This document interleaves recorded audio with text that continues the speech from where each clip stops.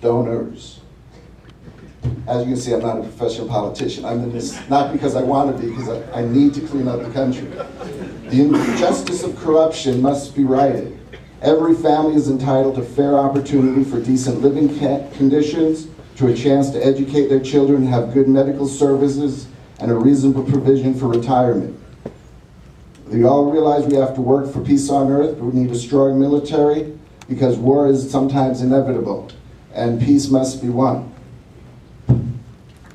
Thank you, Al. Member Parks. I see the two things that are wrong with Congress is the hyper-partisanship and the special interest money. That's why I'm running as an independent. That's why I'm not taking any special interest money. And fortunately, right now, if the election were held today, according to the polls, I would win the primary along with Mr. Strickland here. I think that's pretty neat. But I also know that millions and millions and millions of dollars are going to be spent to get you not to vote for me, to tell you lies about me. And we are seeing it from the Democratic Congressional Campaign Committee. We sign pledges that if a third party comes in and starts telling untruthful things, that we will denounce it. And so I appreciate the people up here who have said that they don't think that that is the right thing to do and that it's shameful. And I appreciate that. We have an opportunity here, something that goes beyond party, and that is actually make a change. Can you imagine the message that we will send by putting an independent? By the way, I'd be the only independent in the House of Representatives if I'm elected. By putting an independent in the House of Representatives, that's saying a lot. It's saying we're sick and tired of the partisanship. And to take someone who doesn't take any special interest money, if I can do it, maybe another candidate running for office will also not take special interest money. And that's one way, and to me, that's the only way to be able to get rid of the special interest influence. Don't take the money.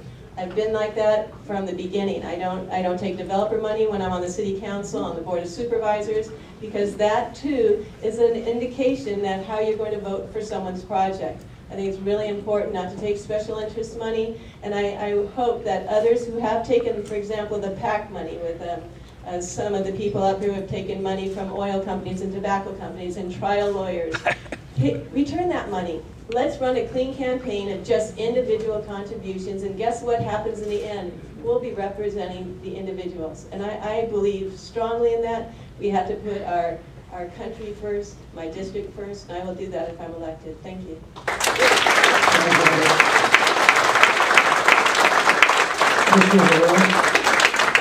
Thank you. The other day I was putting up a sign, and a gentleman came by, and he looked over his shoulder, and he looked at the sign, and then he walked up, stopped, looked again, and he says to me, "You know, I'm going to vote for that man." And I said, "Why?" And he says, "Because he stands up for the working people of this community." And that's what I do. For all my life, as a labor leader, I have never sought power. I have never had that ambition. But sometimes a leader has to step forward. I did step forward when that was necessary. I stepped forward as a harbor commissioner when that was necessary. And I stand on my record. It's a good record. I know this district. I know the diversity of the people that live in this district. There's a lot of underserved population here in this district that need representation. 20% of our people are living in poverty. We need to do something about that. I have actually created jobs. I have actually brought economic development to this community. And I talk about that because that's what is important right now, is a tax base. We need to create those jobs. We need to get families in decent living conditions. They don't have that. If you take a look at Ventura County, even here in Thousand Oaks, where the median income is about $20,000 higher than down in the Oxnard Plain, there are homes that are being foreclosed every day. We need to change that. And the only way we can change that is by having somebody in Congress that is willing to kick those doors open. And that is what I'm willing to do. I have that passion. I have that urgency. I have that priority to get these things done. Just look at the Port of Wainimi. I led it through its 10 most successful years in the history, all at no cost to taxpayers, and worked with the United States Navy to create more stability for the Navy and for our community. I'm a guy that gets things done. If that's what you want, if you want passion, if you want results, vote for me. Thank you.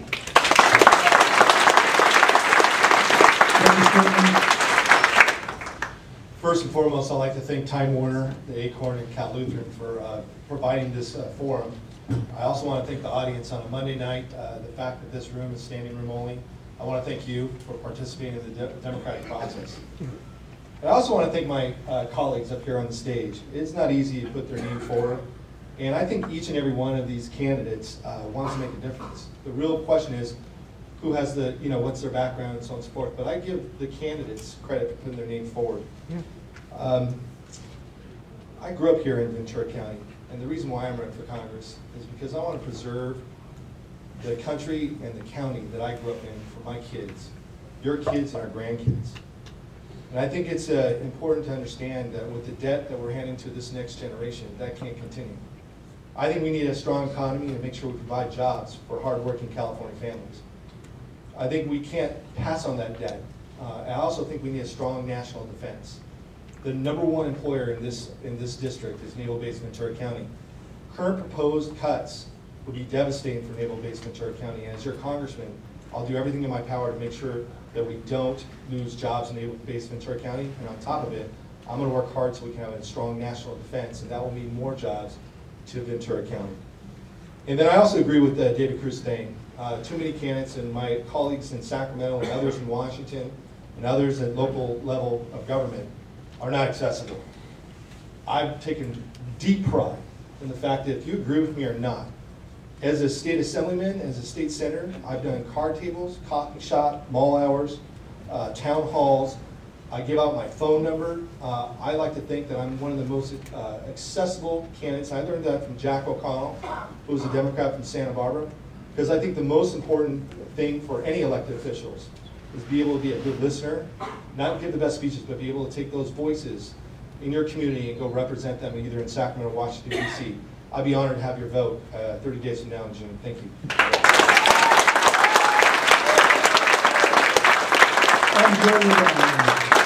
Thank you, and I also want to thank everyone who is here tonight. This is a very important forum to get the information out. Let me begin my close by first saying Congress needs change and real leadership. And Ventura County deserves better leadership, and that's why I'm running for Congress. I must say, however, that I'm troubled to keep hearing that Democrat and Republican differences of opinion are just simply defined as partisan bickering or not getting along. That rhetoric, I believe, undermines and belittles the real issues that affect real people in these very tough and difficult economic times.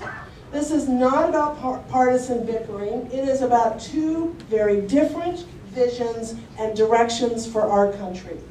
I will fight for Medicare and Social Security unequivocally. I will not say I support Social Security and Medicare without also denouncing the Paul Ryan budget. Why? Because Paul Ryan wants to dismantle Social Security and Medicare. The House Republicans want to give tax breaks to millionaires off the backs of the middle class. They want to ban women from getting contraception. And they want to tear apart water rights. I'm going to fight for the middle class and working families. I will protect our environment. I will make sure we invest in our children's future. And I will always defend a woman's access to contraception.